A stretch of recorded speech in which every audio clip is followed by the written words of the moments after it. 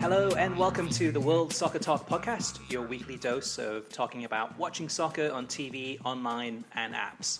Coming up on episode 11 of the World Soccer Talk podcast, we reveal which legendary commentator has left at ESPN.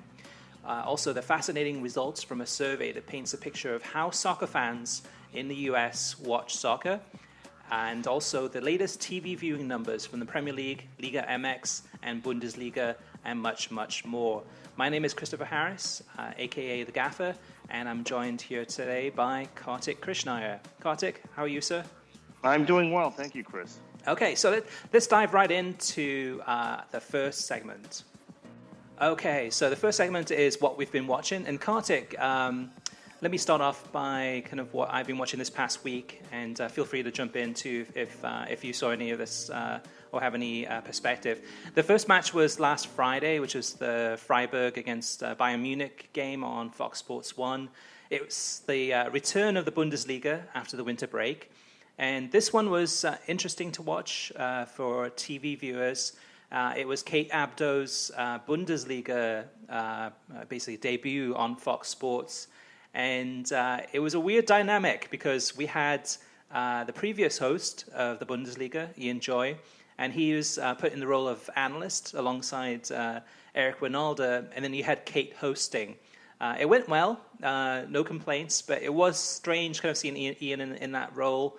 And at times it sounded like he was kind of almost playing the role of a host, even though I don't think he was meaning to, but it's probably going to take a little bit of time to kind of get him kind of used to being in that analyst role, which of course he did at beIN Sports quite often. But it was just an interesting dynamic, and I guess now we know what's going to happen to Ian Joy. Maybe he'll be kind of brought in on some of the presenting responsibilities at Fox Sports, but more than likely it looks like he's going to be now put in the role of an analyst. So we shall see how that changes over the coming days or weeks. Of course, this weekend we've got the FA Cup coming up. We've got the Champions League coming up in a few weeks from now. But it'll be interesting to see if Ian Joy gets pulled into some of those as an analyst, and then what happens to kind of the talent makeup on the Fox Sports studio set. But what do you think, Kartik, in terms of that dynamic? Do you think that could work? It could work, but I mean, again, I think that there's just other questions with Fox as far as production and the way the intro and outro segments that is not necessarily controlled by the presenter that remain challenging for them to overcome to convince core soccer fans that they're doing a good job with the product. However, this is an interesting dynamic. Ian Joy has a lot to contribute as a studio analyst and as someone who knows the Bundesliga well, and when you get into the FA Cup, knows British soccer as a whole very well. So that would be quite interesting. It also, I guess, frees up Ian Joy's schedule when MLS season rolls around, as he does do commentary for New York City FC as well, for their local broadcasts. Well, one other thing to mention about this Freiburg against Bayern Munich game was that Fox Sports is starting to actually read questions on air from Twitter. And that was nice to see. So you had Kate, Eric, and Ian Joy answering questions on air, including one of our listeners, RBO, who's quite active on Twitter. So it was great to see some of those questions coming in and them answering them on the fly. That was a nice kind of interactive touch there. For me, Kartik, then that was Friday. Saturday was highlighted by a rare victory. This was a shock to me. I was completely flabbergasted. Liverpool 2, Swansea 3. And not much to add from a soccer viewing perspective in terms of soccer media. But what a match. And it really kind of restored my faith in the team, and restored my faith actually in Paul Clement, who I thought didn't get that new manager bounce.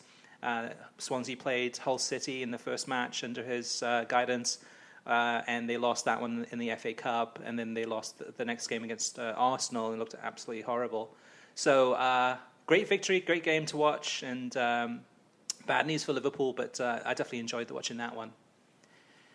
And then Kartik, I've been watching a lot of the Africa Cup of Nations, and basically kind of like 1 or 2 games a day. And as I said last week too, I've been really enjoying watching the coverage. The matches have been more open and entertaining in the last few, more goals being scored as we kind of see which teams advance to the quarterfinal stages. And we had a question actually from one of our listeners on Twitter. It's one of our listeners named Chris Lodato. And he asks, who's the great announcer?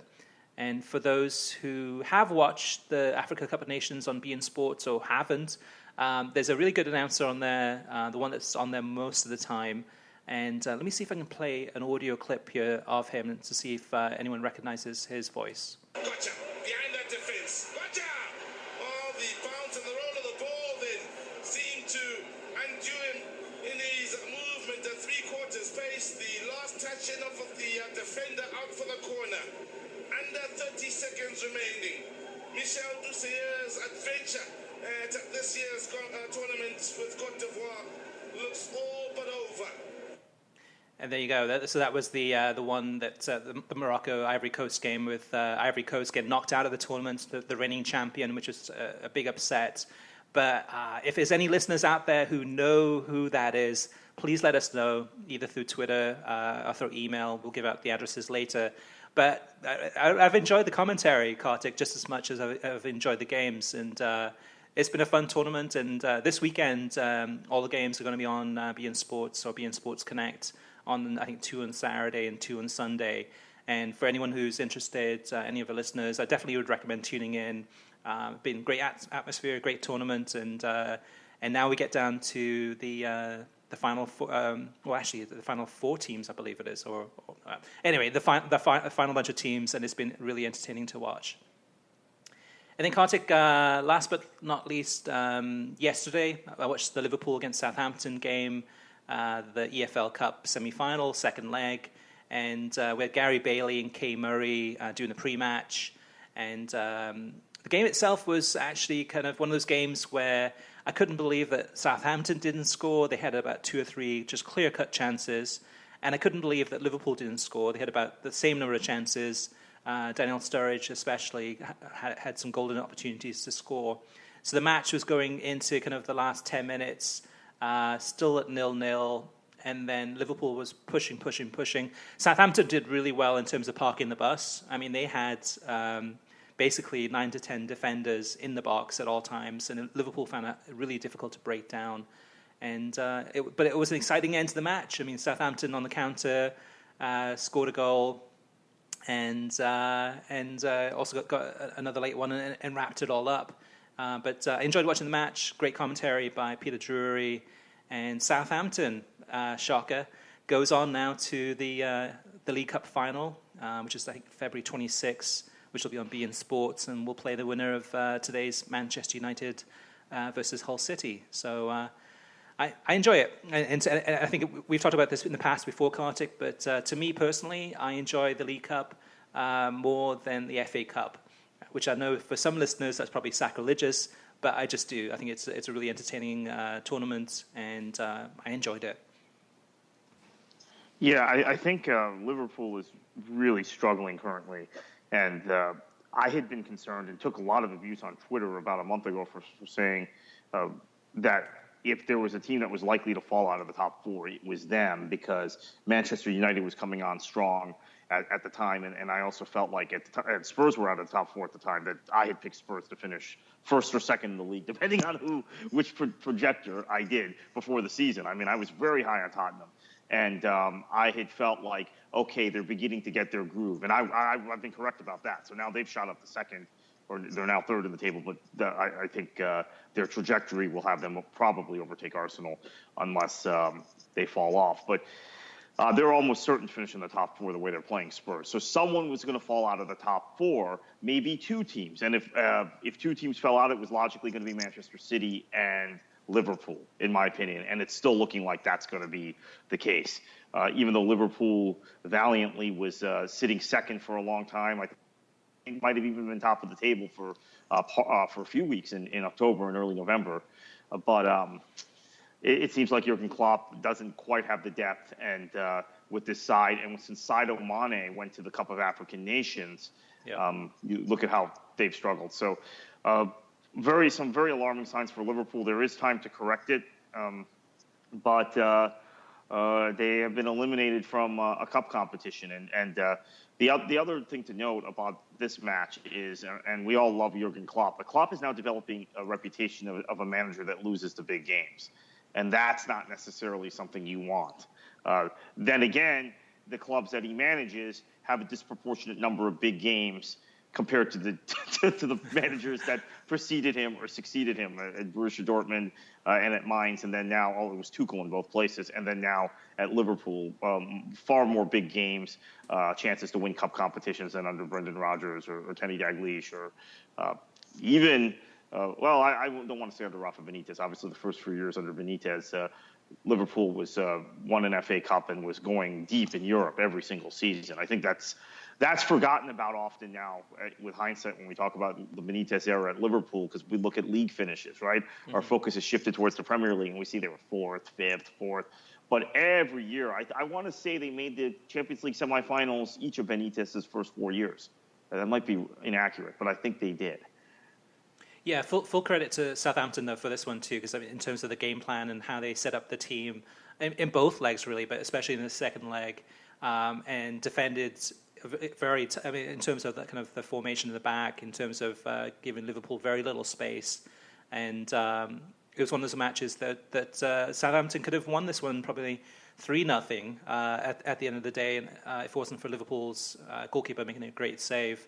But Liverpool, in that match against Swansea, I was actually really surprised by how Liverpool didn't press as hard as they usually did, and kind of let Swansea play and let them play with the ball and get pretty good possession. But I think it looks. I mean, Sadio Mane is definitely, the biggest difference in terms of that.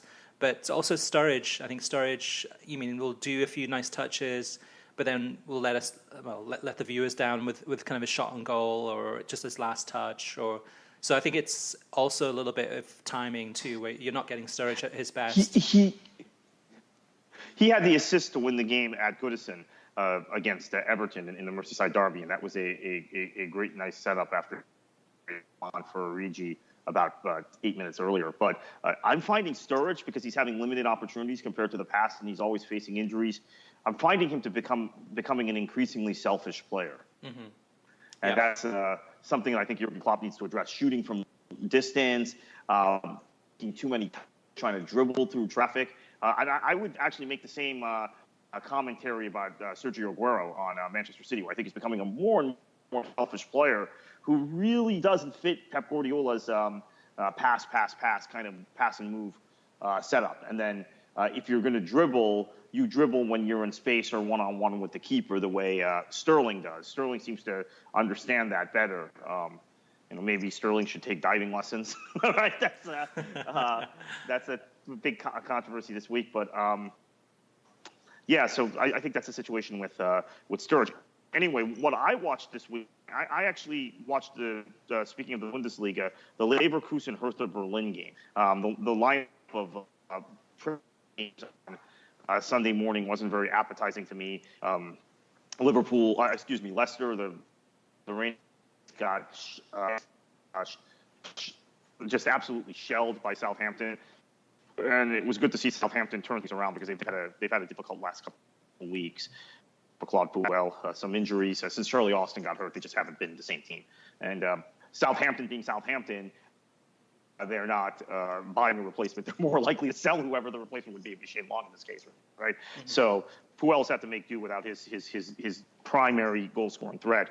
But it seems like with the League Cup and with the Leicester game, they're stabilizing. Leverkusen Hertha was an excellent game. Finally saw Chicharito contribute, even though he didn't score, but he had a nice a bit of play on the third goal for Leverkusen in this game. Kept an eye on the Leipzig game against Eintracht Frankfurt. Was wondering, coming out of the winter break, considering how poorly Leipzig did in that final match at Bayern. What was being built at the time is the biggest game in European club football this season, or at least for the second half of 2016. If that was going to be a massive hangover, they come in, they get fortunate with a sending off in the first half, but they did the business and they looked very good. So watch that. Hey, Kartik, I missed that game. I didn't see that one, but was Kate Abdo in the studio on that one too? Well, she was in the studio, but they were doing kind of a traditional Fox thing, Fox soccer thing, which was she was providing the John Hurts or Christian Miles intros and outros and kind of voiceovers, but there was no studio analysis. Okay. Yeah. Okay. Yeah. But right. She was hosting. She was presenting. But that was how they handled Sunday. I watched obviously the Manchester City Spurs match on NBC, and we'll get into this in a minute. But the talking point from that game became officiating and became Raheem Sterling's unwillingness to dive, which became I think the topic of conversation for 3 days straight on the ESPN FC program. Mm-hmm. And Craig Burley and Steve Nichols saying that they really respect Sterling for trying to finish the playoff. That's your instinct. Nickel explained it. If you're a winger and you get in that position, strikers, sometimes their instinct is to dive. If you're a winger like Sterling is and you get into space like that, your instinct is to try and, because you don't get that opportunity that often, one-on-one with the keeper, to try and stay on your feet, use your pace to get around the keeper. But, of course, it was a clear foul, right, and sending off by Walker. Burley agreed. Alejandro Moreno said you have to know the situation and just go down. You have to sell the referee. It's not even conning the referee because you have been fouled. You have been impeded. You're not going to get your pace back up to round Lloris and score in that situation. So even if you may not even get your touch back on the ball. So that was the discussion there. I think what is really interesting, though, then is that it's then led into a discussion about the Premier League versus other European leagues. It seems like, as Burley and Moreno were arguing, and Hislop on one of the other days, that the standard of officiating in the Premier League is so poor now that it is ruining the competition and ruining the enjoyment of the competition vis-a-vis other European leagues, where there are controversial officiating calls, particularly in Spain this year. There have been some bad calls in games in La Liga, but that it seems like every week we're discussing this in the Premier League, and every week it's in a big game. And Burnley, Arsenal, same thing, right? Burnley has both matches Burnley lost to Arsenal this season were decided on terrible calls, quite frankly, that went against Burnley. Yeah. There might be an alternate table out there. I think Chelsea wins the league regardless, but it might be an alternate table from 2 through 20 that's radically different than the real table. And I have always argued through the years, Chris, that officiating errors even themselves out over 38 matches. I began to hedge on that last season when West Ham United had a run of 3 straight matches when they were chasing the top 4, where there were strange calls that went against them in each game. They drew each of those 3 matches, and I think they might get the 4th if it hadn't been for those calls. I know they finished 7th, but you have to think about the psychology after you have those bad breaks. Same thing with Spurs. People say, well, Spurs finished behind Arsenal last year, but they actually pushed the title higher, pushed Leicester much harder than Arsenal did. They just ended up 3rd because after the psychology of that Chelsea defeat, they mailed it in. But this is a real problem for the Premier League, and we talk about it being the top TV league in the world. Mm-hmm. Do viewers begin to feel cheated out of an experience and shift to other leagues long term, or do they say this is part of the experience, this is part of the entertainment factor of the Premier League, all these bad calls and all the controversy, because it gives us something to talk about for sure. We're talking about Sterling all week. And Kyle Walker all week, who committed the foul. It's a challenge because in many ways, actually, the Premier League's probably produced and televised better than most leagues or any leagues around the world. So you're more than likely to get more different camera angles. So if there is a mistake by the referee, it's probably better or more likely that you're going to actually be able to see it and pinpoint it in slow-mo and all the technology to actually to show that the referee made a poor decision in the scheme of things. Other leagues, probably fewer cameras at matches, probably less TV replays. I mean, yeah, and yes, other referees in other leagues make mistakes too.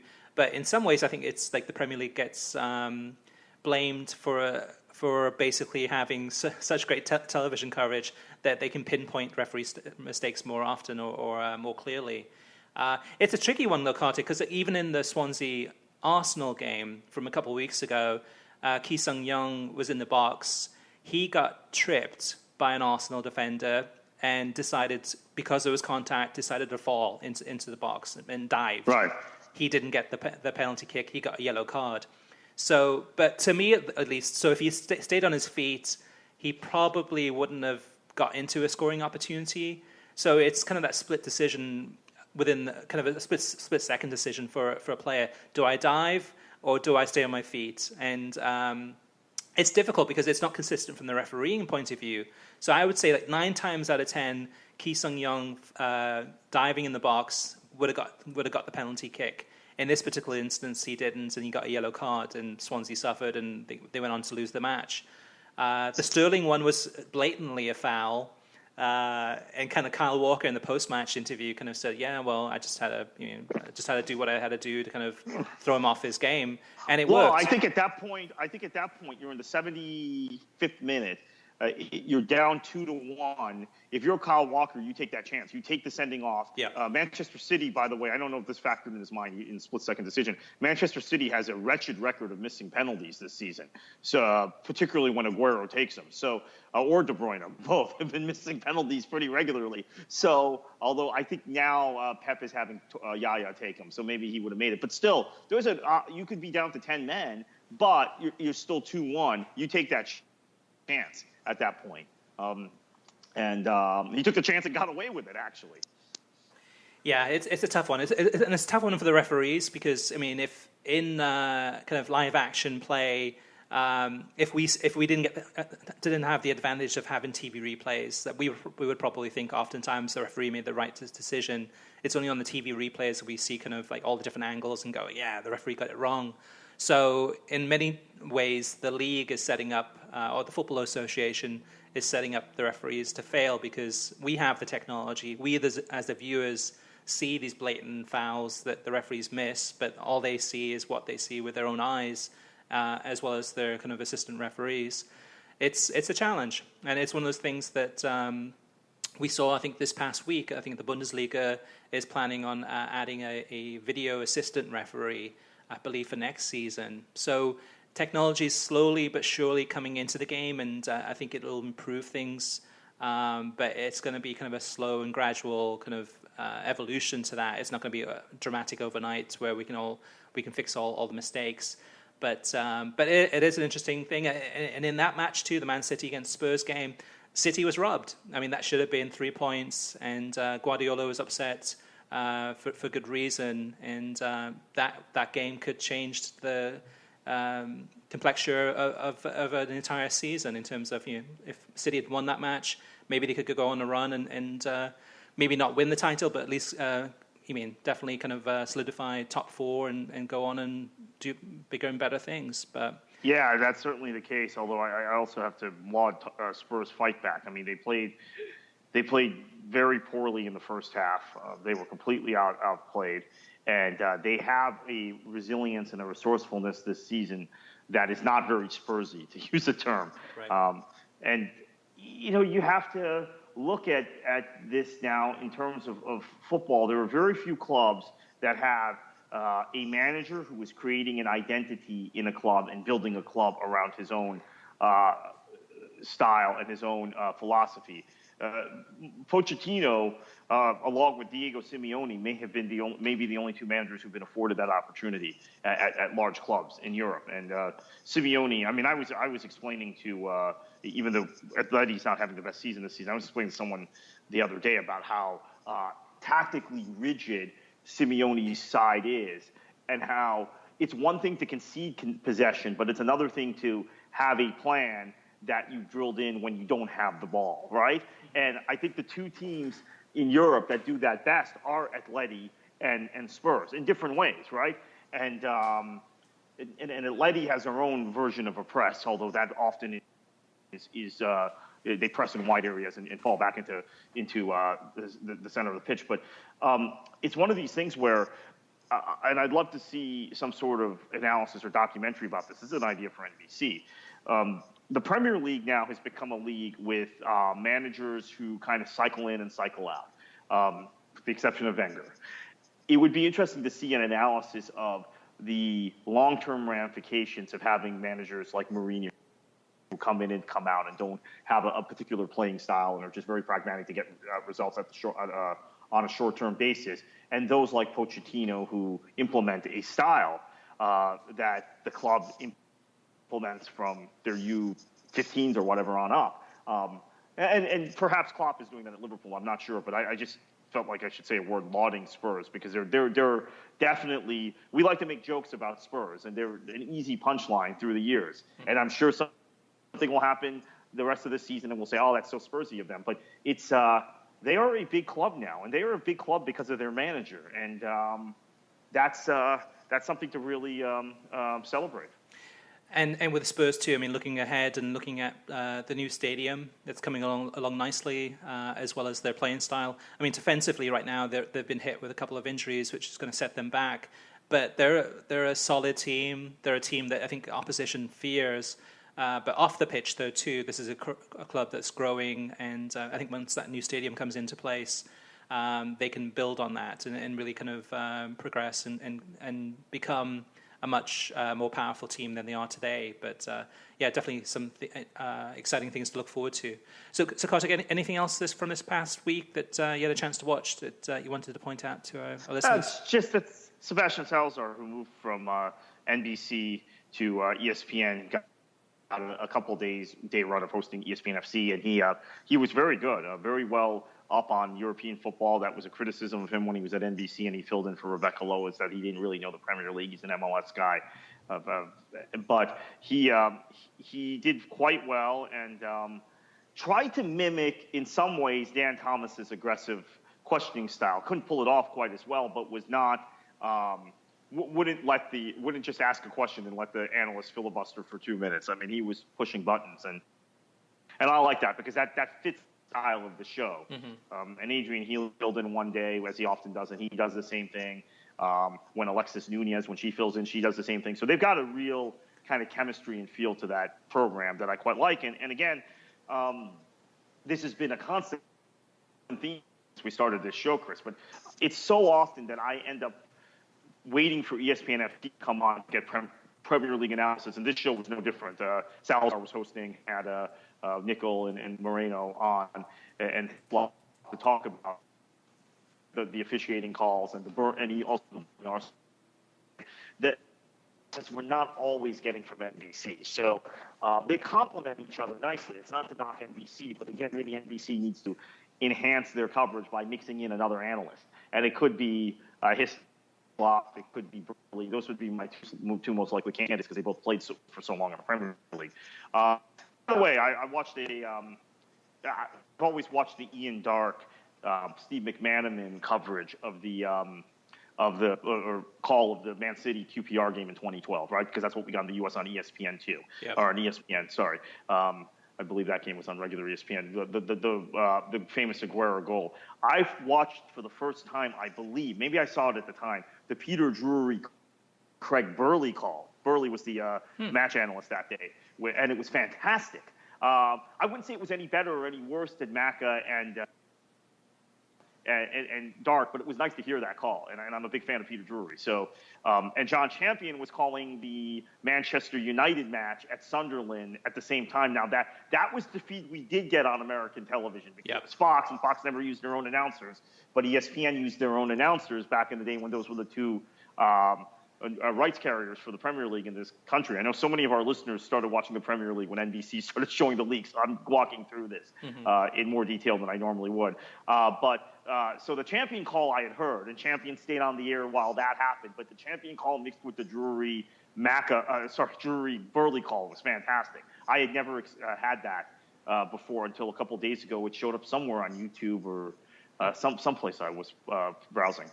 For a lot of our listeners too, we missed out. For those of us in the US, we missed out on the Martin Tyler call for that goal. And anyone who watches UK television or sees clips from UK television hears the Martin Tyler call, which was sensational for that Aguero goal, which is you kind of hear almost weekly. I think in a lot of the Sky Sports promos.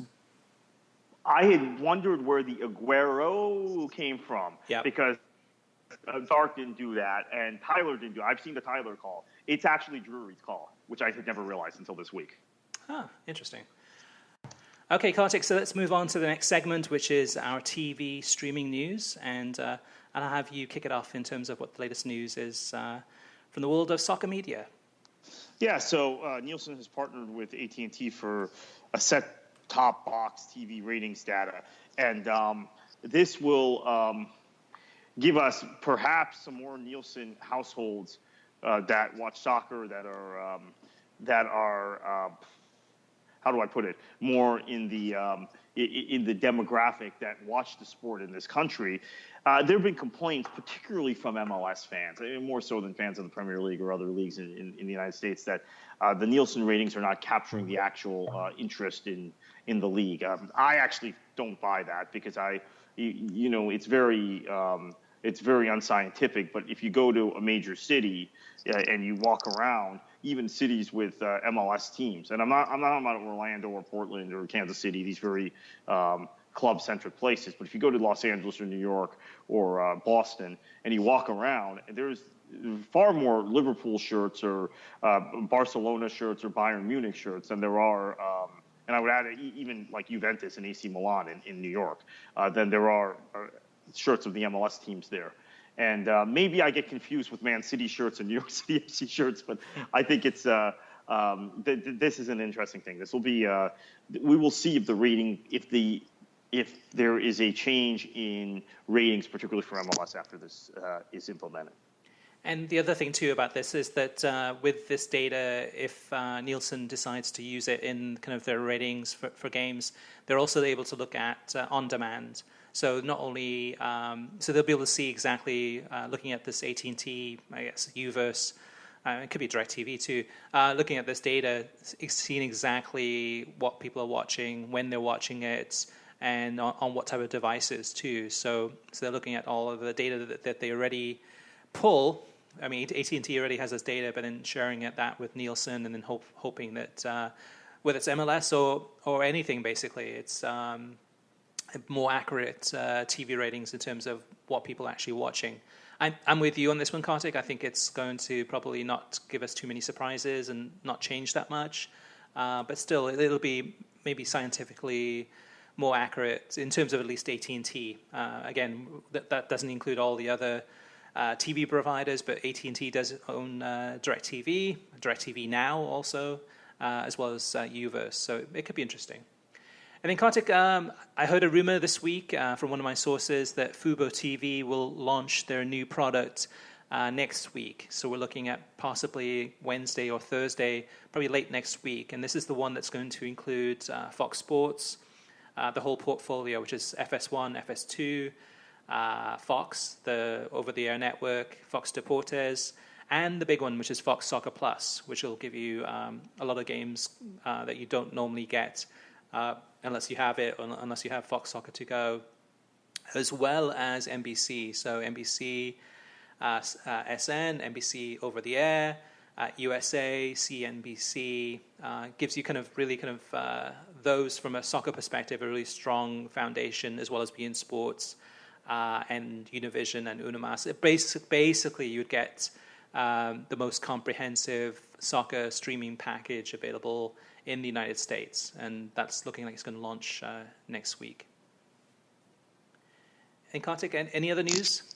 Yeah, so Minnesota, I have to first note that Minnesota United let go of my friend Chris Lindholm, who's been doing their games for 20 years in USL and NASL.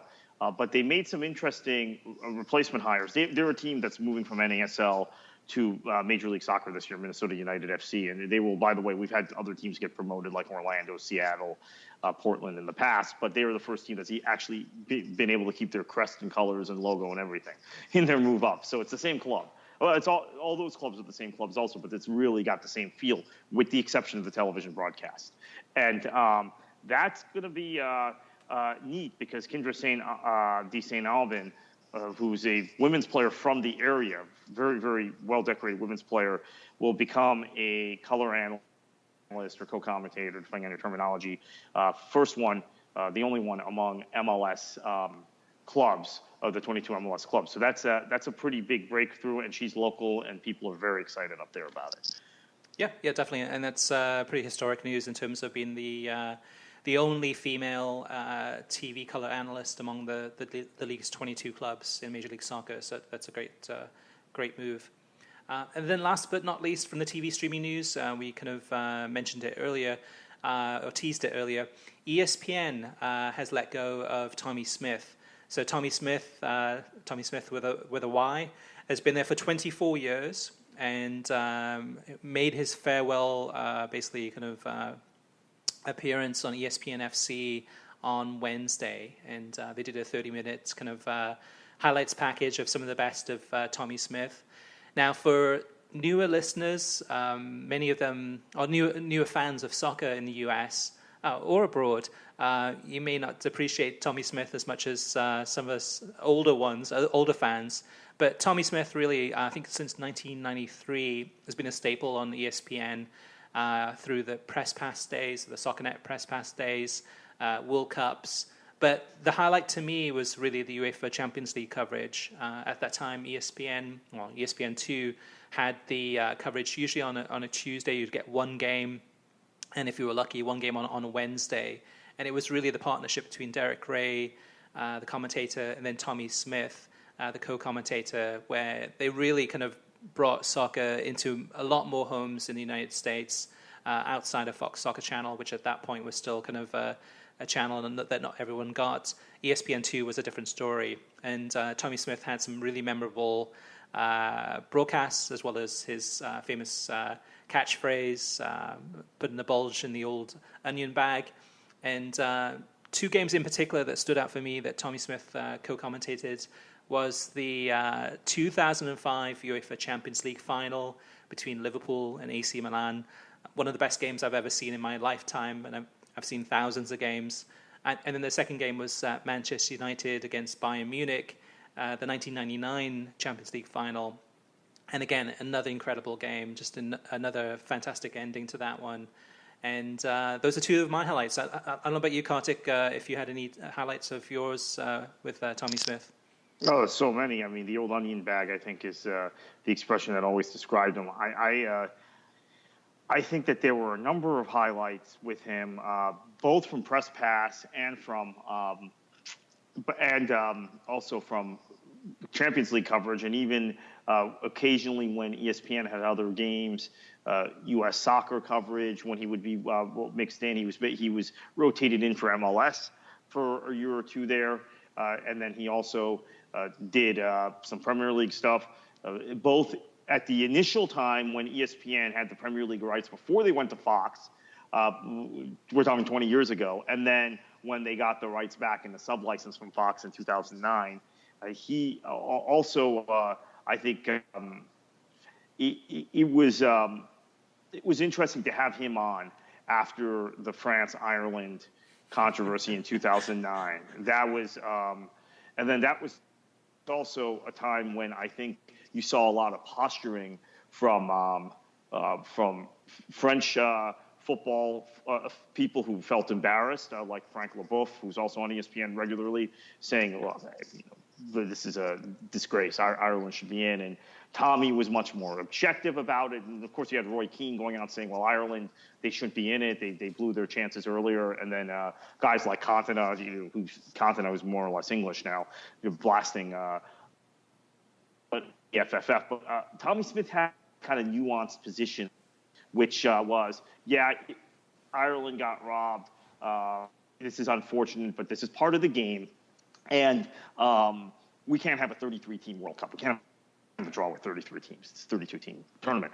His position was very mature and nuanced compared to what was going on outside, even though he is, of course, Irish. And he had the reputation for using a lot of hyperbole. So I remember that, actually, if I'm going to pick one moment out, how mature and how nuanced and how really spot on his position was about everything. And it was just a reasonable position on that. Because for those of you who weren't fans at the time, that went on for weeks, right? Yeah. And I'll admit I was guilty. I was very gutted that Ireland hadn't qualified. And I carried on for weeks and weeks about it. And about how France was illegitimate and proceeded to root against France very aggressively during the World Cup, feeling they shouldn't have been there. And but he had a very, very mature and smart position. And that was the Thierry Henry handball that should have been called, but wasn't called. But yeah, I agree with you, Kartik. And that's the thing with Tommy Smyth is I think a lot of listeners that are listening to this right now are probably thinking like, oh, thank God he's gone. I mean, there were a lot of people that didn't like him. I mean, so to me, he's almost like a Ray Hudson type of person. You either love Tommy Smyth or you don't like him. And because he was very much in your face, but he was passionate, and he is passionate, and he is full of life, and you can tell he loves the game. And that's the thing, though, too, is that just because he's leaving ESPN doesn't mean that's the end of his career. He's going on to Philadelphia Union, and will continue with them on the TV broadcasts with the Union for those MLS games. And also is going to be continuing doing Sirius XM FC, doing the Grumpy Pundits show on the satellite radio there. So he's still going to be around, but I'm definitely going to miss seeing him on ESPN. But after 24 years, I mean, to me, he's a part of U.S. soccer history. I mean, if you look at soccer history on television and look at some of the key players, some of the people that really got people into the sport. I mean, he was on, he's been on, oh gosh, what's the guy on PBS, Kartik? Do you remember the guy that's on late night TV? Charlie Rose. Charlie Rose. Yes. He was on the Charlie Rose show, I think a few times actually. He was interviewed during World Cups and was really kind of talking about soccer and what it was. Charlie Rose has taken, I think, some sort of interest in soccer as part of a global political thing. He's basically a political guy because he's had Sir Alex on a few times. Yeah. Also. Yeah. And that's the thing that I think Tommy Smyth probably on that level is influencing new fans or people within the business or within the TV business and kind of getting them to better understand what the sport's all about. And we've talked about kind of gateway kind of drugs in a way. I think Tommy Smyth was a great gateway person to kind of get people excited about soccer and start watching it. And we saw on Twitter last night, we posted a story about on worldsoccertalk.com about Tommy Smyth leaving ESPN, and there was a lot of reaction on Twitter. Some negative, but the vast majority positive in terms of kind of just thanking him for being such an influence on them in terms of helping them become a soccer fan or helping them get into the sport. And those ESPN broadcasts, ESPN2 broadcasts from roughly the late 90s, early 2000s were transformative, and he was a large part of that. So Kartik, let's move on to the next segment, which is TV ratings, and I'll go through a couple, and I'll let you go through a couple too, and we'll get through these. The first one is last Saturday's match between Manchester City and Tottenham Hotspur on NBC Sports, NBC over-the-air network, posted 1.16 million viewers. That's now the fourth consecutive week that an EPL match has drawn more than 1 million viewers. And I think, Kartik, part of it is timing in terms of some big matches on for the past few weeks, but also the weather. I mean, kind of the winter weather, kind of people kind of probably staying indoors more often and watching some great television. And for the Premier League, I think it's a great timing. And also, too, probably, Kartik, it's also kind of from the winter break or lack of a winter break, how much that actually helps the Premier League. And then, Kartik, moving on to also Liga MX, they had more than 1.7 million people tuned in to watch Club America against Tigres on Univision last weekend, which is a big number. And then following that match, they had 1.55 million people that watched Chivas lose to Club Tijuana. So again, the Saturday night kind of double header there too with Chivas, Guadalajara, and Club America bringing in some big numbers for Univision and Univision Deportes. Yeah, and I think MLS must be looking at the TV ratings for Zolos. One of those games you mentioned was Club Tijuana game, the game against Chivas, and thinking they can potentially put a team in San Diego, which is a small TV market, 28th largest TV market, and maybe some of those fans are in San Diego and they might watch an MLS team there. I am dubious about MLS or even NASL or USL going to San Diego, even though it looks like all three leagues are making a play at the market, because I think, and this goes back to people who aren't tracking television ratings and realize how popular Liga MX is in this country. There are a lot of English language speaking soccer fans, gringos, if you will, in San Diego who follow Zolos because they're right across the border and even hop the border now and then to go see a match. It's much easier if you're an American to cross the border if you're a Mexican. So They have a following, and I don't care what local team you put in San Diego in NASL or USL in a minor league or even in MLS, they're probably not going to be the same quality as Club Tijuana, which also has had a knack of attracting American U.S. national team players the last few years. So I'm always fascinated by the ratings that Club Tijuana gets, and I think that they've got a big following. We talked in the past about, we've gotten questions about English language on American television for Liga MX. I think if you do that, that club might be the driver more than Chivas and America, which are the drivers on Spanish language television. And it looks like MLS is probably going to go into San Diego in terms of at least the developments in the past week or so. But San Diego reminds me a little bit of Miami, Kartik, in terms of you've got a large population, there's no soccer team, a lot of them are English language soccer fans, but just putting a team, an MLS team in Miami is not going to guarantee you success. I have to tell you, our former colleague here at World Soccer Talk, Richard Farley, is from San Diego and has lived in Miami, and says Miami is probably the second worst market in the country to put an MLS team. He thinks San Diego is even worse. Has the same things as Miami, but less people and less kind of passion for the sport. Maybe not less passion for the sport. And then there's this factor that there is a high-level professional team right across the border, right? If you're in Miami, you have to fly to Cancun or fly to Mexico City or drive to Orlando, if you believe MLS is at that level. Orlando's not very far, but still, San Diego has a team 20 miles away. They play right across the border. So Richard has told me he's not as high on San Diego as everyone else is. And I've always said that I think San Diego has just it's the kind of market that unless you have the game at a really mature level in this country, you don't go into it. It's the same way I feel about the Miami-Fort Lauderdale market. I think MLS is better off looking at a return to the Tampa Bay market, Raleigh-Durham, Nashville, some of the places that St. Louis for sure, that they've got on their list right now before tackling those. And before tackling San Diego, before tackling Miami-Fort Lauderdale again, although it seems they're determined to do that, and tackling Detroit, which is, again, a large market where there are a lot of European soccer fans, and the ambiance and experience of an NPSL team in Detroit City, which is supporter-run and owned, probably trumps the kind of plastic atmosphere of MLS. It's that kind of city.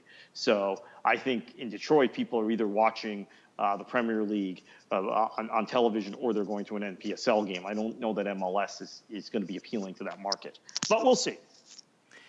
And we mentioned earlier, we talked about the Bundesliga, the Friday night game, which is the Fryeburg Bayern Munich game, which actually I enjoyed watching that one, Kartik, for another reason too, is because it's a small, intimate ground. It looked like a kind of an older Premier League ground or a kind of a championship ground. The atmosphere was really good. The crowd was as normal in the Bundesliga, really loud and passionate, and banners and fans jumping up and down, and I mean, kind of standing room only type of thing. I enjoyed watching the game. Unfortunately, the TV viewing numbers didn't correlate. The TV viewing numbers for the Fryeburg Bayern Munich game had 54,000 viewers. When we just talked about all these millions that the Premier League and Liga MX got, that's unfortunate. And it was Kate Abdo's Bundesliga debut, as we mentioned earlier. The issue, I think, and this is actually the worst Friday number for the Bundesliga on Fox since September, which was Cologne against Fryeburg. And when it's Bayern Munich, you would think that the numbers would be much greater. My issue is that, and this goes way back, but my issue is still that Fox Sports doesn't promote their coverage.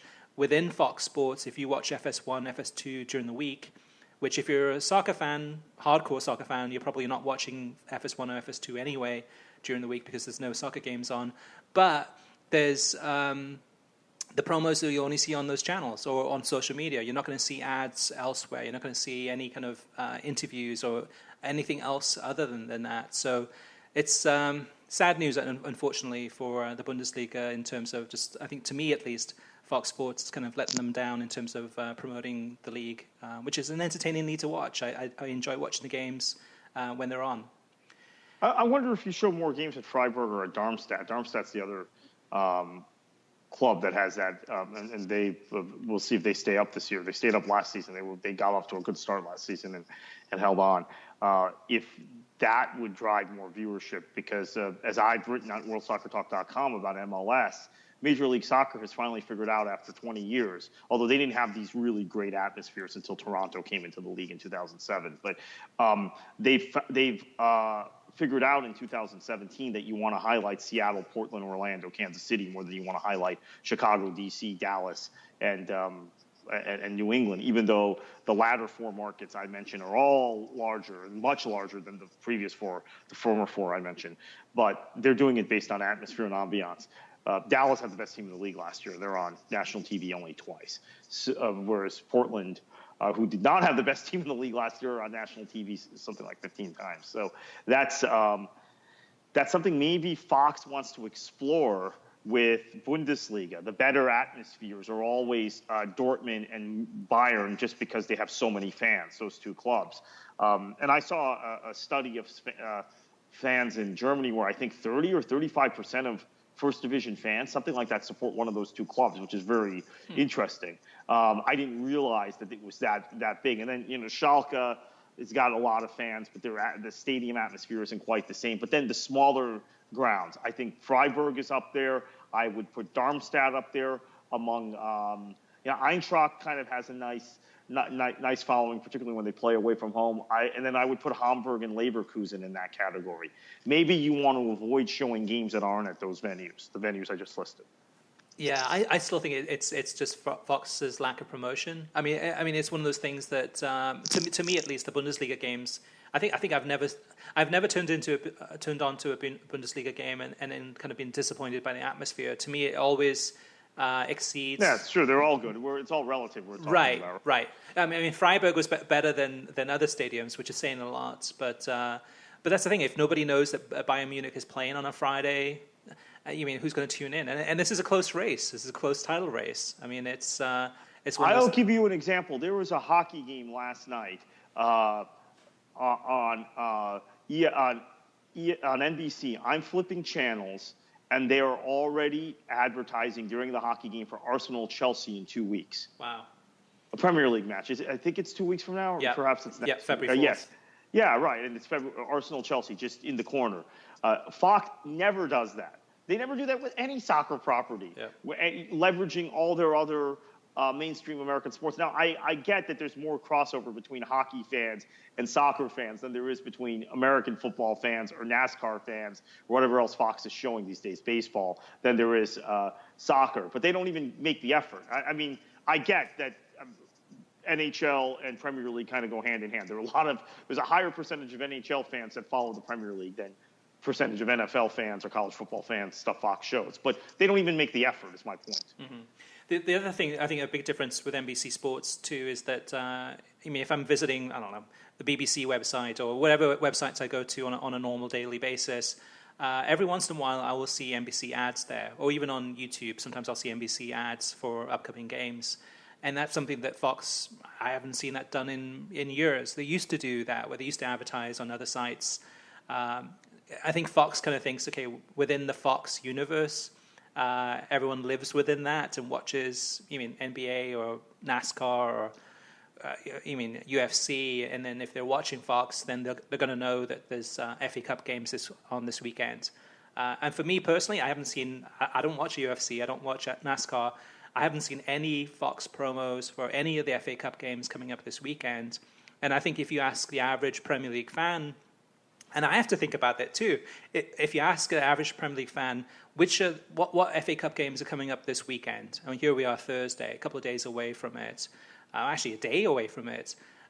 The awareness level is probably way, way low, just because, yes, if your team, say, Swansea's out, but Manchester City's playing, you're probably going to look at the schedule and see, okay, where they're playing, but that doesn't help the people that. But this is part of it. This is part of the League Cup. You kicked it off at the beginning of the show. The League Cup FA Cup argument. Now this doesn't apply in the UK. Doesn't apply in most of the world. But here in the United States, the level of promotion that beIN Sport give the League Cup versus what Fox gives the FA Cup it's night and day. beIN. And it's because maybe beIN has no other English soccer properties, and they need to somehow get those fans engaged in their programs, the Express and the network. and they have a lot of talent like Kate Murray and Gary Bailey that understand English football. But boy, did they promote whether or not you like beIN or not, and certainly they're not in many homes, but as compared to the Fox networks. But they promote the League Cup big time while they're showing other soccer properties, or even now college sports with Conference USA. They go all out on it in terms of just making people aware that they have the property, and Fox doesn't with the FA Cup. Yeah, and I had to remind myself, I had to look at the schedule for this weekend. I mean, there's some big games coming up. There's Liverpool against Wolves, there's Derby against Leicester, Chelsea against Brentford, Spurs against Wycombe Wanderers. You got Southampton. Yeah, I didn't even realize Chelsea was playing Brentford. Maybe that's my fault, but that's a local derby. Those clubs are exactly. apart, 2 or 3 miles apart. Yeah, Southampton against Arsenal, so on and so forth. So there are some big games coming up. But again, if nobody knows about them, you actively have to seek out the information, which for the hardcore fans is okay, but you're going to get lower numbers in terms of the viewing numbers. But maybe that's another topic for another day. Let's round up the TV ratings, Kartik, but I just want to mention that. So we had 103,000 people that watched the Leverkusen against Hertha Berlin match, the one that you mentioned from this past Sunday. And that's FS1 plus Fox Deportes combined. And that's a Chicharito number. You mean whenever Chicharito plays or his team plays, you're going to get big numbers. And even that number's not that great either. And last but not least, last week we spoke about the Man United-Liverpool match in the Premier League, and we were waiting on the NBC number, the over-the-air number. So the over-the-air number plus the NBCSN combined for that Sunday game, it was 1.32 million. And for the NBC broadcast, it was just the second half. So if that had been the full game plus the NBCSN, I mean, that would have been a monster number, but still 1.32 million, which is pretty decent. Moving on, Kartik, to our next segment, which is listener mailbag. We've got a couple of questions that came in, or comments. The first is from somebody named Thomas Cope, one of our listeners, and he sent this in through email. And he says, I've been enjoying the Media Focus podcasts. Thank you for broadcasting them. I think you guys are going to address this soon, but the well-moderated highlight show is so important to viewership and following a league. This is a weakness of Major League Soccer. Highlights are available online, but there's no weekly highlight show. I even have a team, the Colorado Rapids. I watch their games most weeks, either live in the stadium or via local broadcast, but I have little sense of what's going on league-wide. More than a weekly game, which may or may not be good, I need a highlight show. By the way, same for the Bundesliga, Serie A, or any league that wants to start getting into it, or start me getting into it. Once I know the narrative and characters, then I might start watching games. Kartik, your thoughts on that? I completely agree, 100% agree. In fact, when I was at the NASL, we pushed this. I was actually going to pop in the DVR the Goal TV NASL magazine shows we had done that were hosted by Andres Cordero and Juan Arango a couple of years ago. And I think it was George Metalis was on it, who's now at beIN. Dre is obviously at beIN also. It was our idea. Now, again, it was a lower division. It was a minor league. It didn't really catch on. But it was our idea. David Downs was our commissioner, former ABC Sports executive, was you build the context of the league and the characters by showing a magazine program before you show live games. And I believe that the bumper programming that NBC shows around the Premier League, even though I've had my critiques about the bumper programming, but they're 4 years into showing the league now. Year one, it was just fantastic. It was a revelation. Has really increased the viewership and interest in that league. MLS has not had those programs since I remember MLS Extra Time in the early days on ESPN2, when ESPN2 was kind of still this, showed all this other stuff, extraneous like NASCAR Tonight and NFL Tonight and all this stuff. They had that show with Rob Stone that lasted like half a season or a season. And then they had a show that Sean Wheelock hosted on Fox Soccer Channel that lasted like a year. That was Sean Wheelock and Harksey, right? And John Harks. Yeah. Lasted like a year. And then they pulled the plug on that. And that was a soccer channel.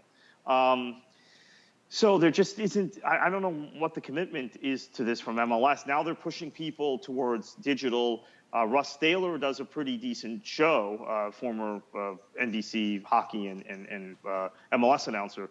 Russ Thaler does a pretty good roundup show on MLS soccer.com and does these video features a couple times a week, which are really kind of deep drills into the league. But I don't think anyone's watching that, or a lot of people aren't even aware it's out there. So they need to have some sort of highlight show on ESPN or Fox. And here's the other thing that I would point out: ESPN FC does show a lot of MLS highlights, particularly on Sunday nights. They'll make sure that Alejandro Moreno is in the studio. They started out showing far more when they started that show 4 years ago, far more MLS highlights than they do now. I think they've realized that the driver of interest, even in that show with its small ratings, are European topics, mostly Premier League, but they talk about La Liga a lot, and they talk about the Bundesliga a lot, and they always have Gab Marcotti on to talk about Italy. So maybe there just isn't the market for this. I don't know. I seem to think it's important for the league in building context in the general sense, but ESPN has tried it, Fox has tried it, and they both abandoned it. And I don't know. Maybe it's different now because you have so many new teams. You have teams that are coming up from the lower divisions that had a following, Minnesota, Orlando, etc. That might maybe will drive some kind of general interest in the rest of the league.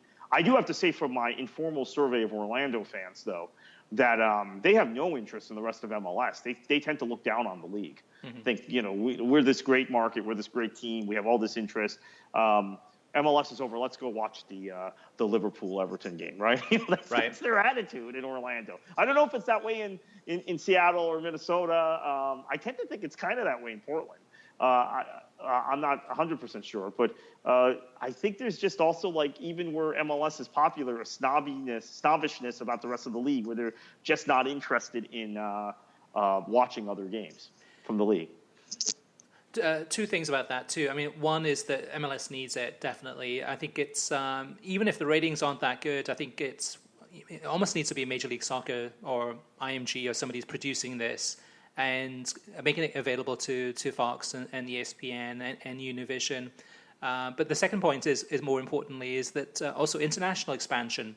So for 2016, MLS definitely made their best impact on globally in terms of having Major League Soccer played on more channels worldwide than ever before. They haven't released the actual viewing numbers, but from a global perspective, it's important to kind of, this is good matches to be shown. Like in UK, for example, on Saturday nights when there's no other soccer on, Sky Sports shows MLS games, which is why last season a lot of the NYCFC games were shown kind of like at 2 o'clock US time, Eastern time. It was like 7 o'clock UK time, so prime time in the UK. But that's the thing that's still missing is that whether it's a Major League Soccer or IMG, somebody needs to produce kind of a well-produced highlight package and then make that available to the US to cultivate and grow the audience, but internationally too, where internationally they want to learn about these players and learn about the teams. And we've seen this, Kartik, before, and we've mentioned this on air before, is that the Premier League, one of the secrets to the success of the Premier League in the United States, yes, there were many factors, but the Premier League preview show and the Premier League review show on Fox was dynamite. It was one of those things you could watch, even if you had an hour to spare, you would watch that and catch up on all the matches. And that's something that's missing on the English language side on MLS. One more thing, Kartik. So the question was about, from Thomas, was also talking about the Bundesliga and Serie A. Bundesliga does actually have a highlights package that's a review show that's on Fox. The challenge with that on Fox Sports, the challenge is finding it because it's different times. They use it as filler, kind of when there's no programming on. I've watched it; it's really good.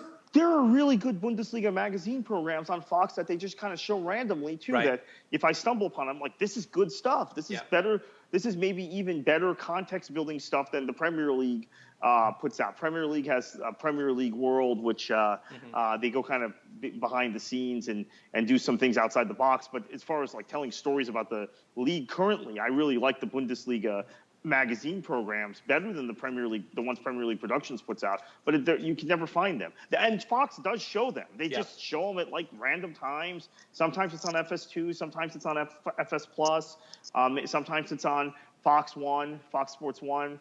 Sometimes it's 2 a.m. Sometimes it's in the middle of the afternoon, 4 p.m. And a time that you can DVR it. So I don't know. They're not consistent in that. And that's my chief complaint with Fox Sports as far as the Bundesliga is that they're just using it as filler, or it seems that they're using it as filler. So whether it's, if FS1 is filled with NASCAR, then they'll put the Bundesliga on FS2, and they'll put in kind of the highlights package show whenever there's space. There's basically dead air. So rather than show dead air, let's put the Bundesliga package. They don't seem to be really embraced with the Bundesliga unless it's a over-the-air game. Kind of Dortmund against Bayern Munich or something like that, or Christian Pulisic.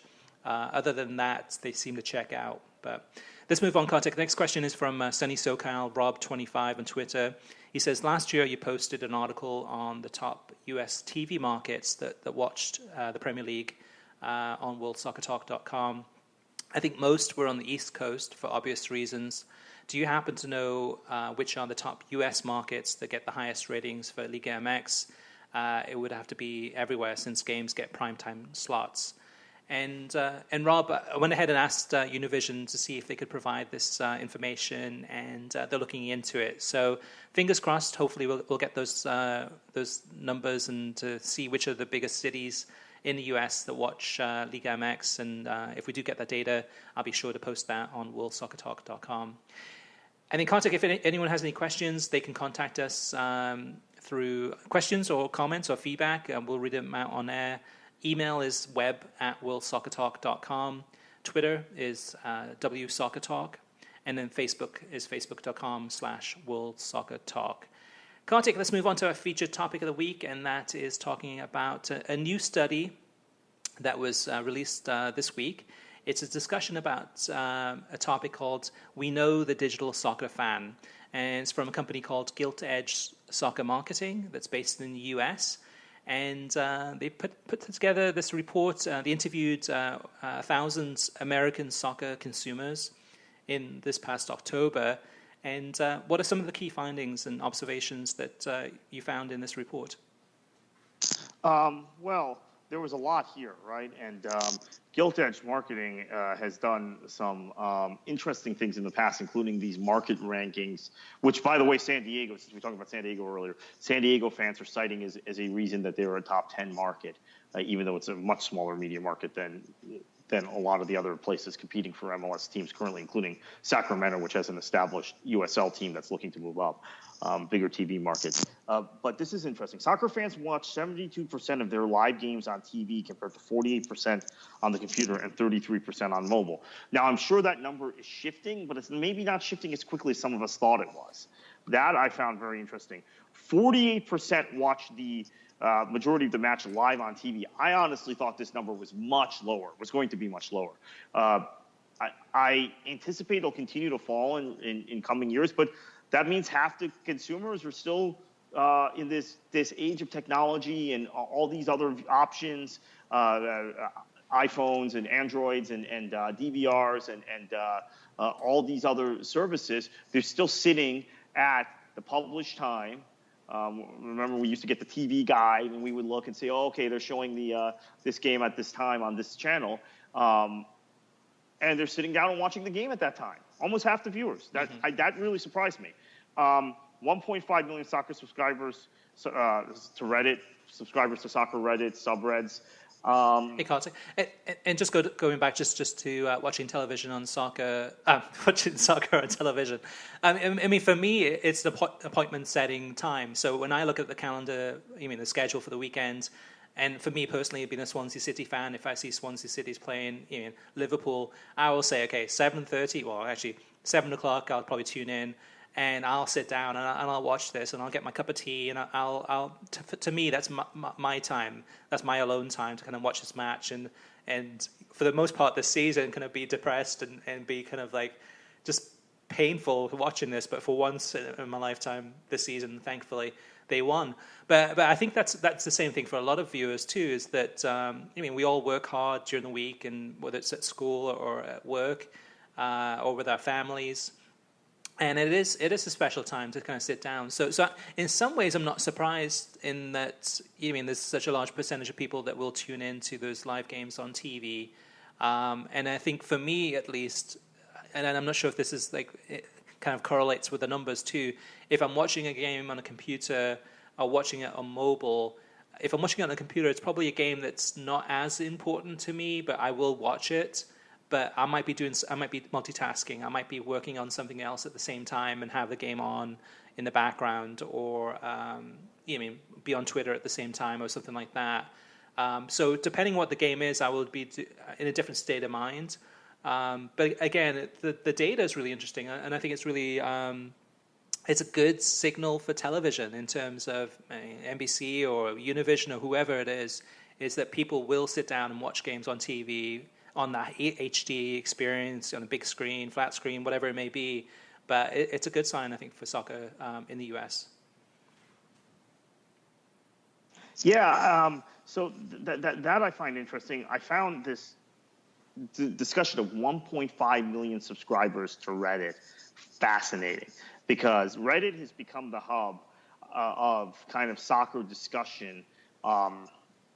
It seems like in-depth soccer discussion, usurping all of the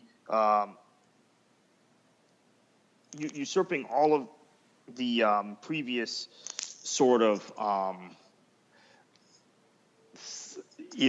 fan sites and message boards and big soccer and all of these things that we used to use to drive kind of long-form discussions and start rumors, quite frankly.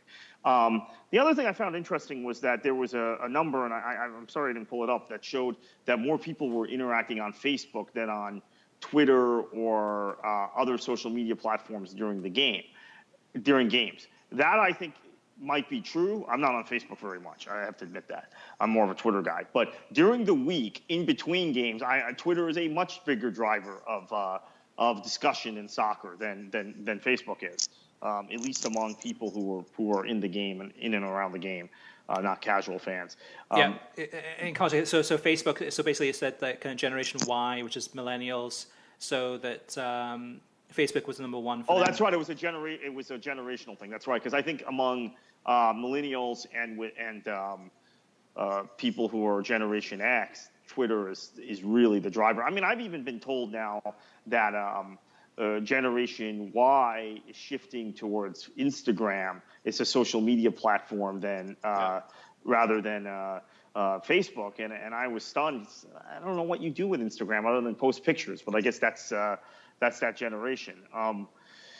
Now, clearly, Twitter is the favorite of the current president of the United States. That might drive a renaissance in Twitter. I think that there are a lot of people who are on Twitter 24/7 just to see what Donald Trump says. So that's. I think it's different things though for different people. Though. So some people kind of like the social aspect of Facebook and being able to talk about soccer there.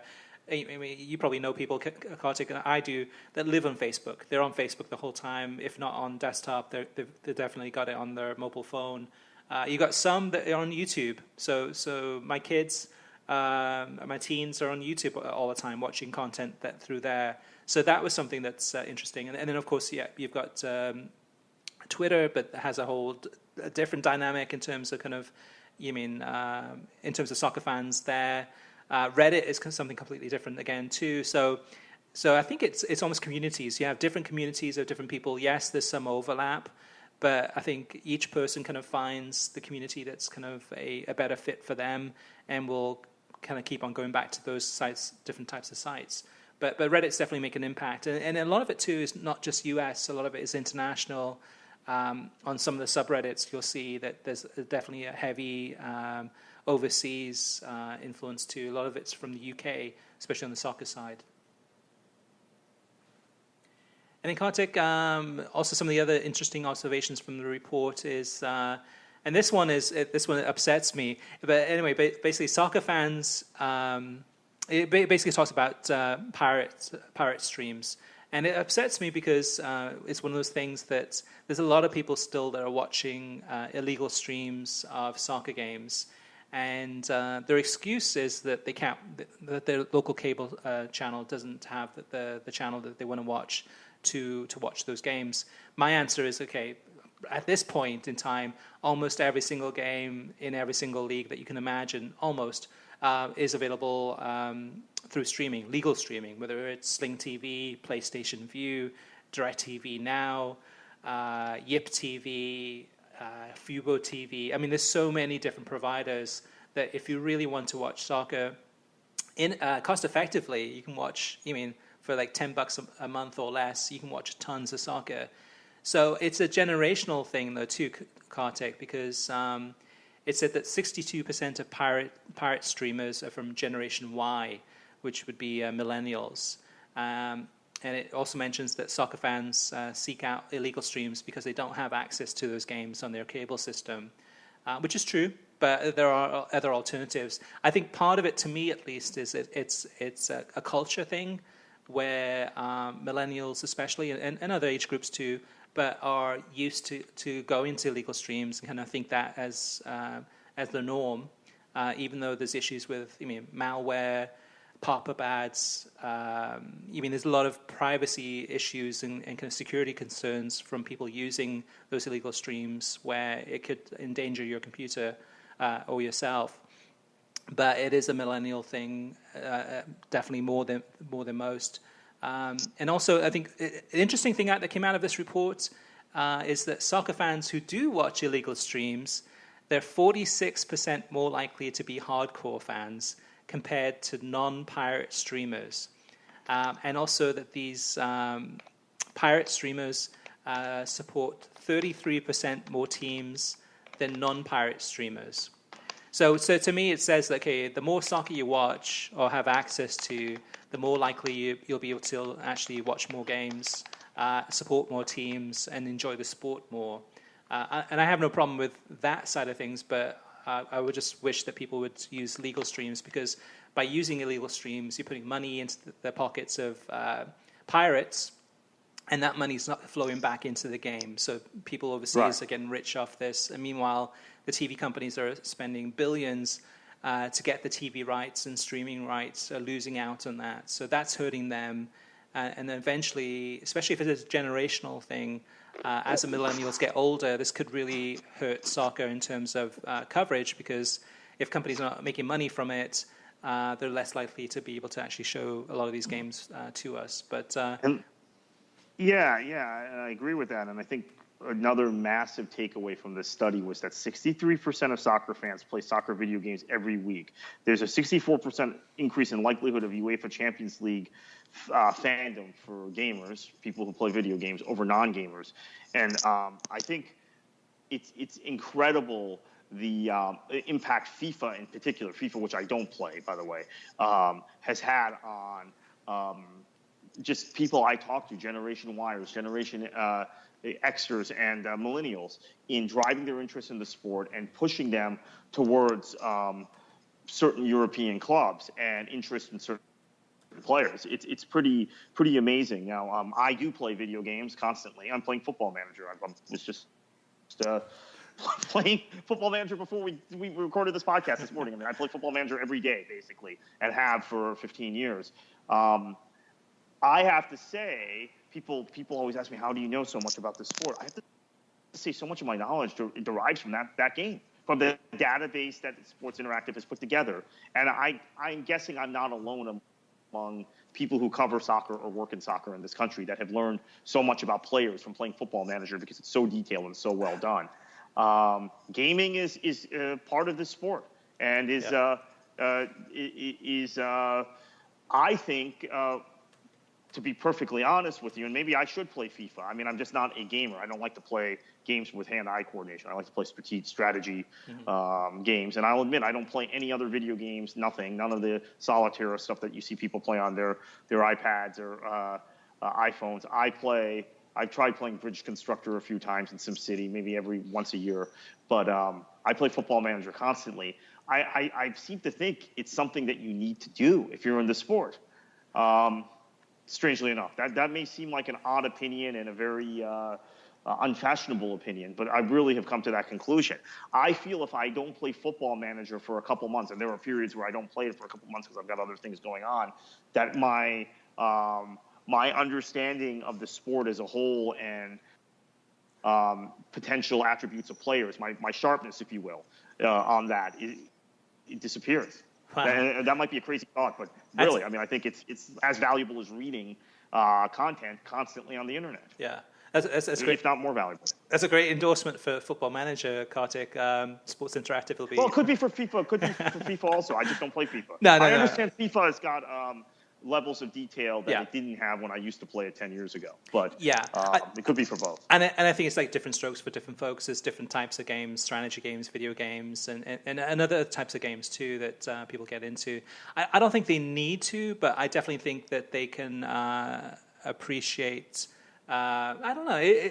I think it's a nice detour. I mean, instead of whether it's midweek or taking a break from watching soccer, to actually play it, whether it's Subbuteo, which I've been getting into the last few months, actually playing in a local league, or playing Football Manager or FIFA, whatever it may be.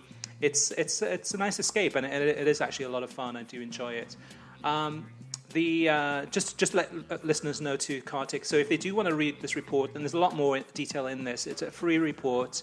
It is available if you go to giltedgesoccer.com, and then you'll find a link to it. You just have to put in, I think, your name and email address, and then they'll email you the actual report. But highly recommended, and actually I think it's enlightening in terms of some of the observations that are made. Some of the things, yes, I think all of us within the soccer universe kind of know, but sometimes it's good to get an outside opinion in terms of is this really what's happening? But again, I do recommend that listeners pick that up and take a look at it, because there's a lot of juicy details in there. Kartik, before we go, I wanted to ask you, where can listeners find you on the internet? KKFLA737 at Twitter is the easiest way, and probably on some Reddit, subreddit, some subreddit related to the sport. Okay, and Facebook now and again. All right. Yeah, every now and again. All right. Well, thank you for listening. You can get a new episode of the World Soccer Talk podcast every Thursday. Don't forget to leave us a review on iTunes or Stitcher, and be sure to send us your feedback or questions so we can read them out on air. This weekend, we've got some FA Cup matches. We've got Africa Cup of Nations. I think there's 2 games on Saturday, 2 games on Sunday. So there's 8 teams left, not 4. And I think there's going to be a ton of football, I'm sure. There's Coupe de la France is coming up soon with PSG against Monaco. Yeah, there's so much stuff going on. So check out worldsoccertalk.com. We've got all the schedules for all the games coming up, and that way you don't miss out. And Kartik, over to you, sir. Enjoy your football.